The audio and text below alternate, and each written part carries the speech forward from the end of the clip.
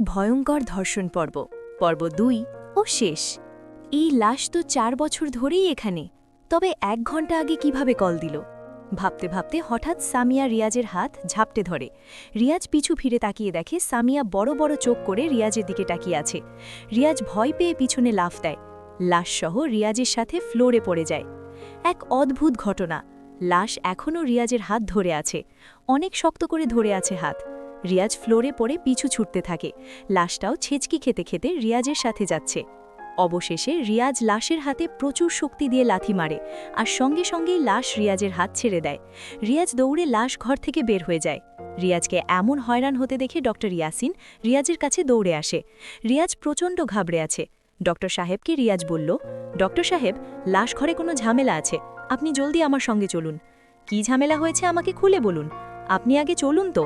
কথাটা রিয়াজ অনেক রেগে গিয়ে বললেন। ডক্টর সাহেব ভয় পেয়ে যান রিয়াজের কথা শুনে। রিয়াজের ধমকের সাথে ডক্টর সাহেব নিজেও লাশ ঘরের দিকে ছুটে যেতে লাগলেন। তাদের সঙ্গে হসপিটালের আরও কয়েকজন নার্সও দৌড়ে আসে। রিয়াজ সহ ডক্টর সাহেব সাথে নার্সরা লাশ ঘরে এসে উপস্থিত হয়। ভিতরে প্রবেশ করতেই রিয়াজ থমকে যায়। এতক্ষণ ঘামে মাখামাখি করছিল রিয়াজ, এইবার ঘামের প্রভাবে যেন গোসল সেরে ফেলল। ডক্টর সাহেব রিয়াজকে জিজ্ঞেস করলেন, কই, কি হয়েছে এখানে? রিয়াজ কোনো উত্তর দিতে পারেনি, দিতেও ব্যর্থ হয়, কারণ সামিয়ার লাশ ফ্লোরে নেই। লাশ আগের মতোই সিটে শুয়ে আছে, উপরে আগের মতোই সাদা কাপড় পেঁচানো। রিয়াজ আরও ডিপ্রেশনে চলে যায়। এই মাত্র লাশটি রিয়াজের হাত ধরেছিল, তার সাথে গড়াগড়ি করে ফ্লোরে নেমেছে, প্রায় দরজার কাছাকাছি এসে গিয়েছিল। তাহলে আবার সব ঠিকঠাক হলো কিভাবে? ডক্টরকে আর কিছু না বলেই রিয়াজ লাশ ঘর ত্যাগ করে। এই অনুভূতি প্রকাশ করার মতো না, প্রকাশ করা মানে নিজেকে পাগল নামে উপাধি দেওয়া, যা রিয়াজ মোটেও করতে যাচ্ছে না।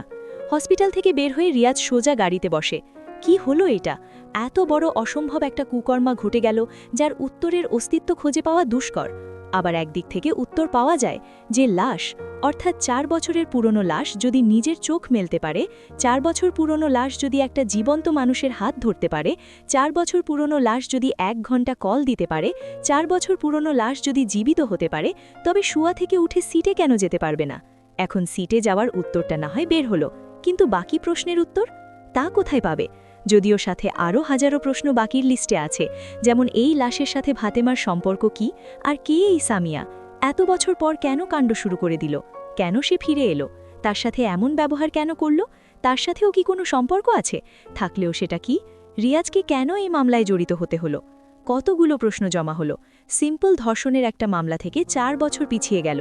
কি হয়েছিল ৪ বছর আগে? রহস্য। রহস্যের উত্তর খোঁজাটাও একটা রহস্য হয়ে যাচ্ছে। যত এগিয়ে যাচ্ছে রিয়াজ, ততই কঠিন হচ্ছে সবকিছু। এর শেষ কোথায়? ভাবতে ভাবতে রিয়াজ গাড়ি স্টার্ট করে। এখন সে কি করবে তার কুল কিনারা কিছুই খুঁজে পাচ্ছে না। যাই করতে যায় তাতেই রহস্যের জাল ঝাপটে আসে। একটু বিশ্রাম নেওয়া দরকার, ঠান্ডা মাথায় ভাবতে হবে। রিয়াজ ফিরতে যাচ্ছে বাড়িতে, যাওয়ার কথা থানায়। কলের রহস্য বের করতে গিয়ে অকাল মৃত্যু। ভাবনার মাঝে হঠাৎ রিয়াজের চোখ আটকে যায় রাস্তার পাশে, সাথে সাথেই কষিয়ে ব্রেক করে রিয়াজ। রিয়াজ এখন নির্জন একটি পথে। শহর থেকে তার বাসায় যেতে যে দূরত্ব, তার মাঝে এই নির্জন এলাকা। দুই পাশেই বড় বড় গাছ, জঙ্গলের মতো হয়ে আছে সবকিছু। গাড়ির লাইটের আলোয় রিয়াজ দেখতে পায় রাস্তার পাশে গাছের সাথে কিছু একটা ঝুলে আছে। এমতাবস্থায় যদি কিছু থাকে, অবশ্যই কোনো ভূতপ্রেত হবে, হয়তো কোনো লাশ ঝুলে আছে। রিয়াজ এমনি ভেবে নিয়েছে, কারণ আজকাল নাকি এরকম ঘটনা প্রায় ঘটে। রিয়াজ গাড়ি থেকে নামতে মোটেও রাজি নন। এটা হয়তো অশরীরীর কোনো প্ল্যান। রিয়াজ আবার গাড়ি স্টার্ট করার সিদ্ধান্ত নেয়। আর তখনই চোখ যায় লুকিং গ্লাসের দিকে। রিয়াজ পিছনের সিটে সামিয়া বসে আছে। নিজের চোখকে বিশ্বাস করতে পারছে না রিয়াজ। সামিয়া ৪ বছর আগে মারা গেছে, এখন ৪ বছর পর ওর পিছু কেন নিল? ভয় পেয়ে রিয়াজ দরজা খুলেই দৌড় দিতে লাগলো। আর তখনই খেয়াল করে রাস্তার পাশে ঝুলে থাকা সেই বস্তুর ওপর। যেমন ভেবেছিল একটা লাশ ঝুলে আছে, গলায় দড়ি, অর্থাৎ ফাঁসি দেওয়া লাশ। কিন্তু এইটুকুর মধ্যে থাকলেও হতো। রিয়াজ আরও বেশি অবাক হয়, কারণ ওটা রিয়াজের নিজের লাশ। হতভম্ব হয়ে রাস্তায় পড়ে যায়। সামনে যদি রিয়াজের লাশ ঝুলে থাকে, তবে সে কে? এক মুহূর্তের জন্য মনে হচ্ছিল রিয়াজ মৃত, এখন ওর আত্মা ঘুরে বেড়াচ্ছে, আর সামনেই ওর দেহ ঝুলে আছে। অন্য কিছু ভাবার আগেই রিয়াজ আবার দেখে লাশটা নড়াচড়া করতেছে, হাত পা ধীরে ধীরে নড়ছে। ভয় পেয়ে রিয়াজ আবার গাড়ির দিকে এগিয়ে আসে, কিন্তু এইবার পিছনের সিটে সামিয়াকে দেখতে পায়নি রিয়াজ। সাহস করে আবার গাড়িতে উঠে আর দ্রুত স্টার্ট দিয়ে পালাতে লাগলো, ছুটতে লাগলো নিজের বাড়ির উদ্দেশ্যে। বাসায় এসে রিয়াজ নিজের রুমে চলে যায়। রিয়াজের রুমে তার আম্মু টেবিলে খাবার রেডি করে রেখেছে। রিয়াজ খাবারে মন দিতে পারেনি। কী সব হলো ওর সাথে? এত অলৌকিক ঘটনা ঘটে কখনো? আসলেই এমন হয়? ভূতপ্রেত বিশ্বাস করে না রিয়াজ। এইগুলা শুধুমাত্র গল্পে পড়েছে, শুনেছে। এখন নিজের চোখেই দেখল সবকিছু। নিজেকে মানতে পারে না রিয়াজ। একজন পুলিশ ইন্সপেক্টর হয়ে ভূত নিয়ে ভাবতে হচ্ছে। অদ্ভুত পরিস্থিতির সাথে ঘটনা। ভাবতে ভাবতে রিয়াজ গাড়ি থেকে নেমে আসে বারান্দায় এসে দাঁড়ায়।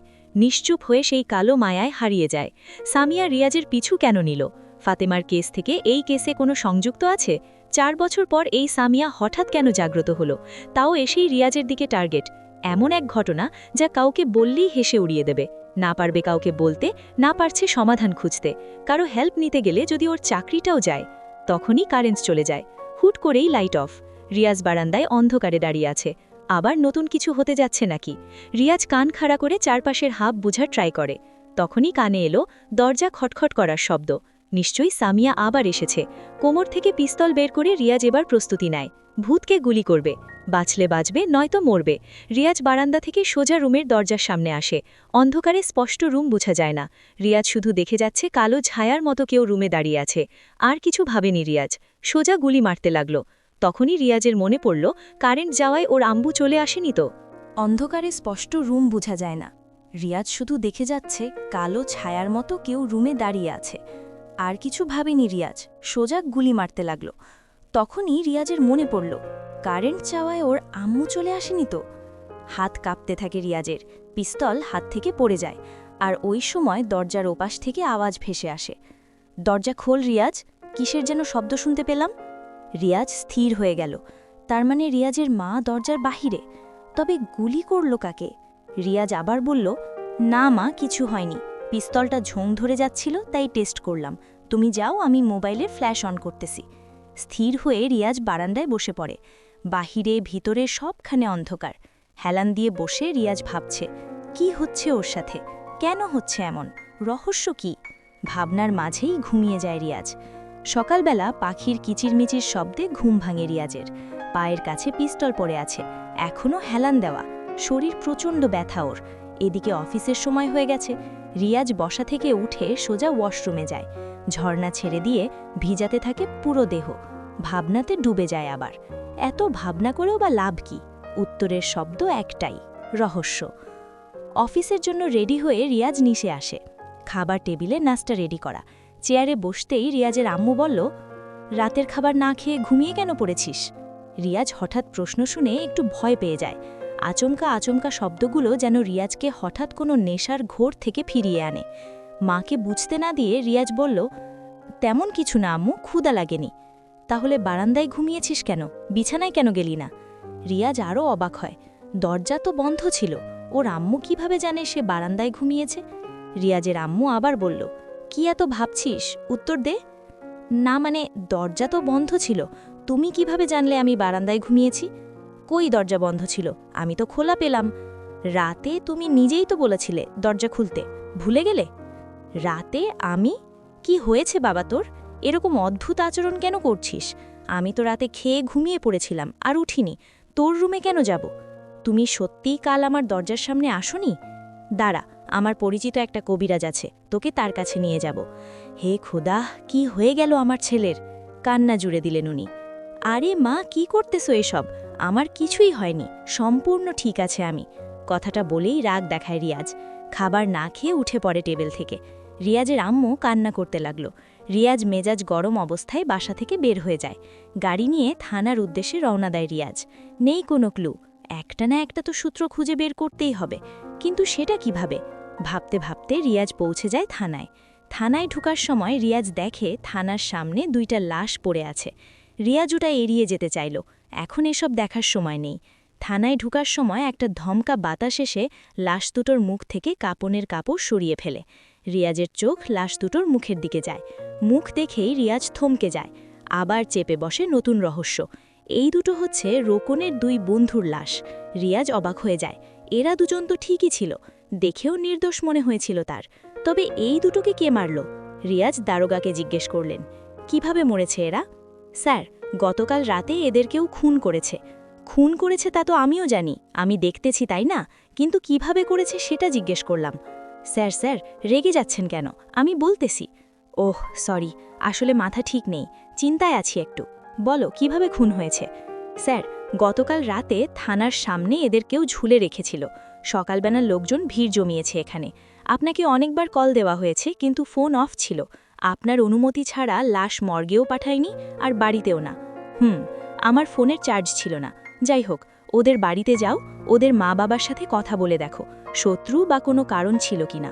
তাদের তো কেউ এমনি এমনি খুন করবে না। আপনি যাবেন না স্যার? রিয়াজ দাঁতে দাঁত কামড়াচ্ছে। রাগ কন্ট্রোলে এনে আবার বলল, দেখুন মিস্টার আরিফ সাহেব, খুন করার পেছনে সবসময় 3টে কারণ থাকে: টাকা, নারী, প্রতিশোধ। এই 3টে হচ্ছে খুন করার মূল কারণ। 3টে জিনিস মাথায় রেখে আপনি কাজে যেতে পারবেন না?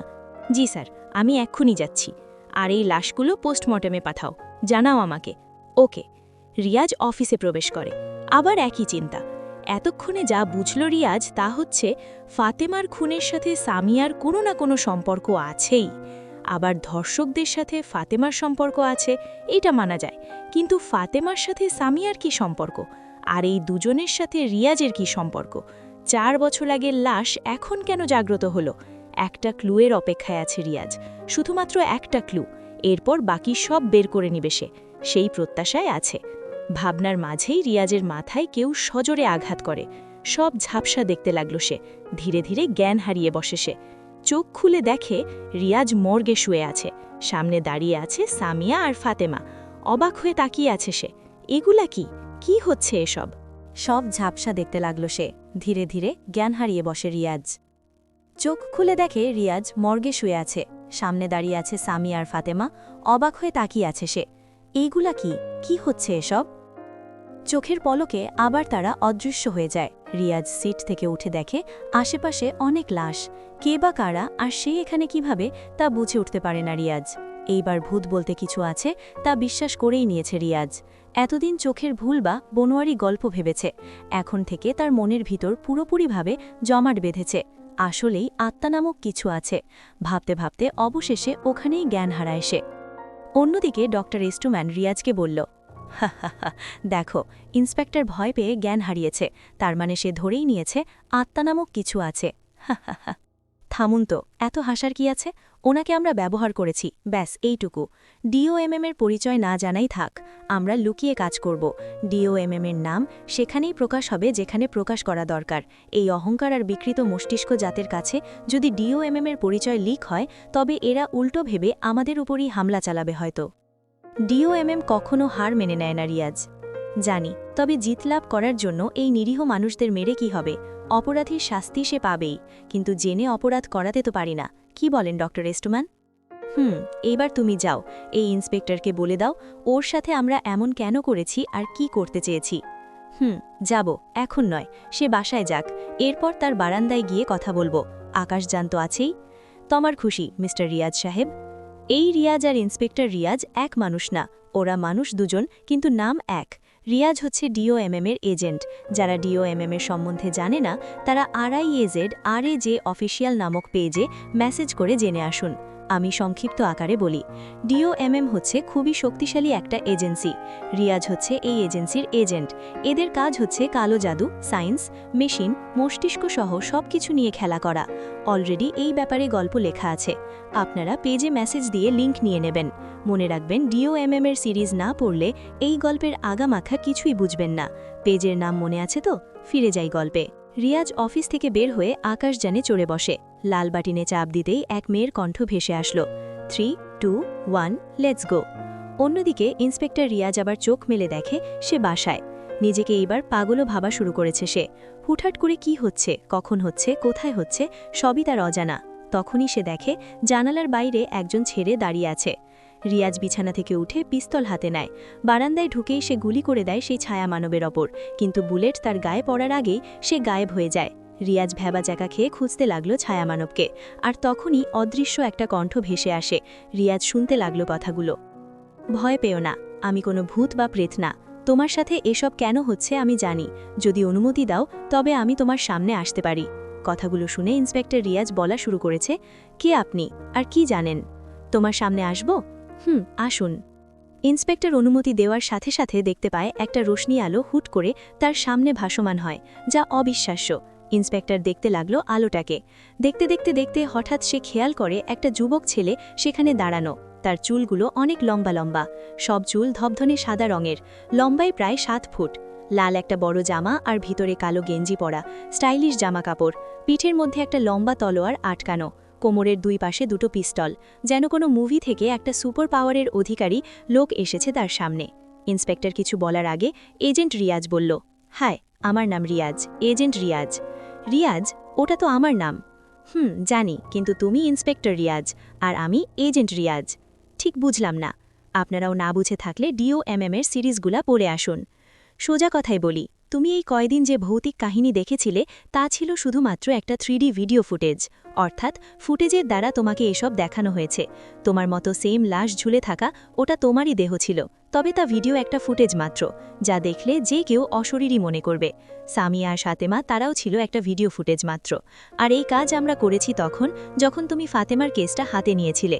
তোমার চোখে একটা বায়ুকোষ লেন্স লাগানো হয়েছে, যার দ্বারা আমরা তোমাকে যা দেখাবো তুমি তাই দেখবা। মজা না? আপনি কি পাগল বা কোনো সাইকো? এসব করার কি দরকার ছিল? আপনার লাভ হয়েছে কি? এই কয়দিনে আমরা কাকে হত্যা করেছি? যারা একটা নিরীহ মেয়েকে মেরেছে তাদের, নাকি যাদের জন্য হাজার মেয়ের স্বাধীনতা বন্দী হয়েছে তাদের? দুটোই তো এক। রাইট, এক ঢিলে দুই পাখি মারা যাকে বলে। ওরা ধর্ষক, ওদের জন্য মেয়েরা নিরাপদ না। ওরা পশুর চেয়েও নিকৃষ্ট, ওদের ভয়ে খাঁচায় বন্দি থাকতে হয়। ওরা ঘাতক, ওদের মৃত্যু অনিবার্য। মেরে দিয়েছি, সবাইকেই মেরেছি। আইন নিজের হাতে তুলে নেওয়াও কিন্তু অন্যায়। যেটা আইন করতে পারে না সেটা DOMM করে। আইন অপরাধীকে 2 দিন জেলবন্দি করে, উপর থেকে চাপ এলেই ছেড়ে দেওয়া হয়। I hate such a law. The law will be like the law. This is not a thing to play. বুঝলাম। আচ্ছা, এইটুকু তো বলুন, ফাতেমার লাশ কোথায় আর সামিয়ার লাশের রহস্য কি?